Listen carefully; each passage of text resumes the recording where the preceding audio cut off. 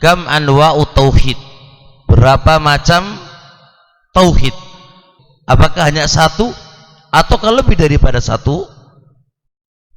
Kemudian setelah itu wa ma iya, apa saja dia, apa saja dia. Kita sebutkan anwa'ut tauhidi salasatun, macam-macam tauhid itu ada tiga. Macam-macam tauhid itu ada tiga. Tauhidur rububiyah, uluhiyah, wal asma'i was sifati.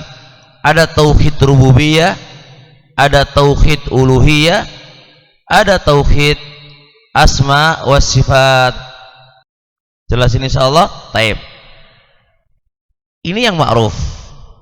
Wad dalil ala tauhid itu ada tiga. Dalil enggak disebutkan, tambahan faedah. Dalil tauhid itu ada tiga. Ma huwa dalil? Dalil atas tauhid itu ada tiga adalah dalil tatabbu wal istiqra. Dalil apa? Tatabbu wal istiqra, dari Al-Quran dan Sunnah, kemudian diistinbat. Karena dalam Al-Quran dan Sunnah itu tidak akan keluar dari tiga ini. Mentauhidkan perbuatannya Allah. Yang nomor dua, mentauhidkan perbuatan hamba. Dan yang nomor tiga, mentauhidkan nama dan sifatnya Allah Subhanahu wa ta'ala. Tidak keluar dari tiga ini. Maka penentuan nama rububiyah dan nama uluhiyah dan nama asma wa sifat itu sekedar istilah saja. Kandungan dari kata itu sudah ada Qur'annya dan sudah ada sunnah-sunnahnya. Cuma kandungan Quran yang ada tadi diistilahkan dengan bahasa apa itu? Rububiyah, uluhiyah dan asma wa sifat. Sebagaimana nahwu. Nahwu hanya sebuah istilah, tapi kandungan nahwu terdapat pada Al-Quran. Rafa, nasab, jar, jazm, semua ada. Semua ada. Tidak ada yang baru dari itu, nggak ada. Cuma diistilahkan. Kalau rafa namanya fa'il, mubtada, khobar. Kalau nasab begini dan begitu dan begitu. Sebagaimana usul fikih itu juga ada di dalam hadis Nabi alaihi salatu wasallam. Usul fikih sudah ada di zaman Nabi alaihi, bahkan Nabi pun menggunakan usul fikih. Ketika Rasul alaihi salatu wasallam ditanya oleh para sahabat tentang membaca tasyahud, kemudian Rasul mengatakan wa ala ibadillahi sholihin, wa ala ibadillahi sholihin. Ibad mudhaf, as-sholihin mudhaf ilaih. Faqala an-nabiy alaihi salatu wasallam idza qultum hadza faqad sallamtum ala kulli abdin fis sama'i wal ard. Rasul menggunakan usul fikih.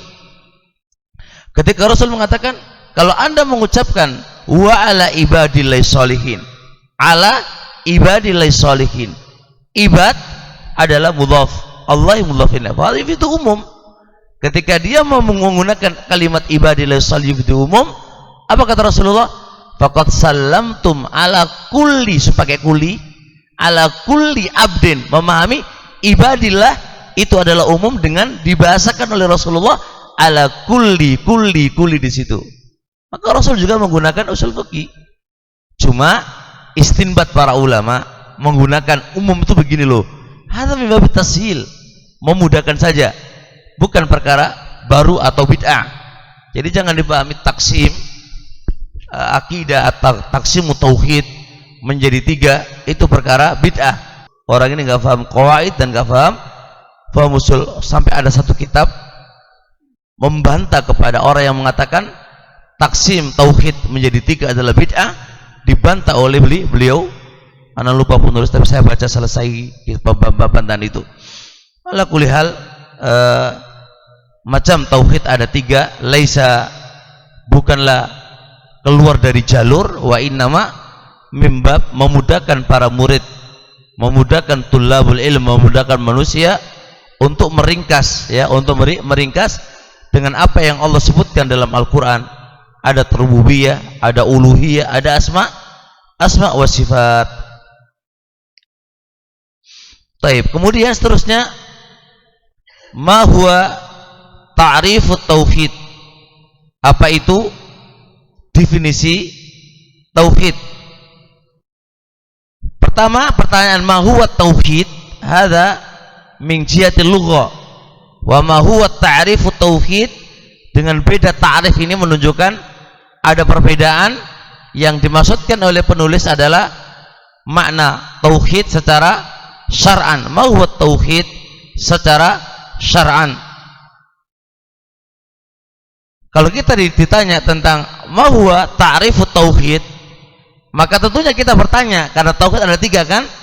Tauhid ada tiga. Madza ta'ni dengan pertanyaan kamu? Karena tauhid ada tiga, maka yang kamu maksudkan itu apa? Rububiyahkah, uluhiyahkah, ataukah asma wa sifat? Maka langsung dijelaskan, tauhidur rububiyah, tauhid rububiyah itu adalah tauhidullahi bi af'alihi. Tauhid rububiyah adalah mentauhidkan Allah Subhanahu wa taala terhadap perbuatan Allah. Apa yang Allah lakukan, maka tauhidkan. Apa yang Allah lakukan dari Rabba, mengatur alam, dabbara, razaqah, memberi rezeki, khalaqa, menciptakan, kullu syai dari perbuatan Allah Subhanahu wa taala, esakan untuknya. Jadikan satu-satunya hanya Allah lah yang menciptakan, hanyalah Allah yang mengatur, dan seterusnya. Taib. Wa tauhidul uluhiyah, apa itu tauhid uluhiyah? Dia adalah tauhidullahi bi af'alil abdi, mentauhidkan Allah dengan perbuatan hamba. Berarti kan beda kan? Kalau rububiyah itu mentauhidkan Allah dengan perbuatannya Allah, perbuatan Allah yang kita tauhidkan. Kemudian kalau tauhid uluhiyah itu apa? Perbuatan manusianya.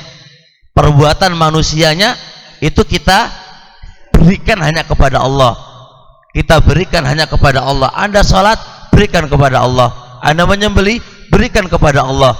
Anda bernazar, berikan kepada Allah. Anda berbuat apa saja wahai makhluk yang dinamakan tauhid uluhiyah, berikan kepada Allah Subhanahu wa taala. Esakan hanya untuk Allah Subhanahu wa taala. Bedakan antara bi af'alillah, perbuatan Allah, dan bedakan yang kedua bi af'alil abdi, dengan perbuatan hamba. Terusnya, tauhidul asma wa sifat huwa ayya'taqidal abdu, seorang hamba meyakini annallaha wahidun, bahwasanya Allah itu satu, fi asma'ihi wa sifati, di dalam nama dan sifatnya, la mumathila lahu fihima, tidak ada yang menyamai bagi Allah fihima, pada nama dan sifatnya. Tauhid asma wa sifat, seorang hamba meyakini, harus ada ikrar, keyakinan di dalam hatinya, annallaha wahid, Allah itu satu. Satu dalam bab apa? Dalam bab nama dan sifat. Artinya hadil asma, nama ini khos untuk Allah. Kandungan makna ini, nama dan kandungan makna ini hanya milik Allah semata. Allah memiliki sifat, maka sifat ini adalah hanya miliknya Allah. Contoh, Allah memiliki nama alimun, sifatnya ilmun. Hadza alim, dengan nama dan sifat yang di dalamnya ini hanya milik Allah. Dan satu pun dari makhluk tidak ada yang menyamainya. Penulis mengatakan la mumathila lahu, artinya pakai lamul jins. Lamul jins, siapapun dia tidak ada yang bisa menyamai. Siapapun dia, malakun muqarrabun, nabiyyun mursalun, hatta seluruh dunia pun dikumpulkan, seluruh malaikat dikumpulkan, dan seluruh manusia dikumpulkan dan bersatu untuk menandingi ilmunya Allah Subhanahu wa taala, tidak akan bisa. Jelas? Kudro, Allah memiliki kudro. Kudronya Allah Subhanahu wa taala tidak sama dengan kudronya makhluk. Kita katakan kudro sifatnya Allah Subhanahu wa taala, dan sifat Allah Subhanahu wa taala tidak ada satu yang menyamainya.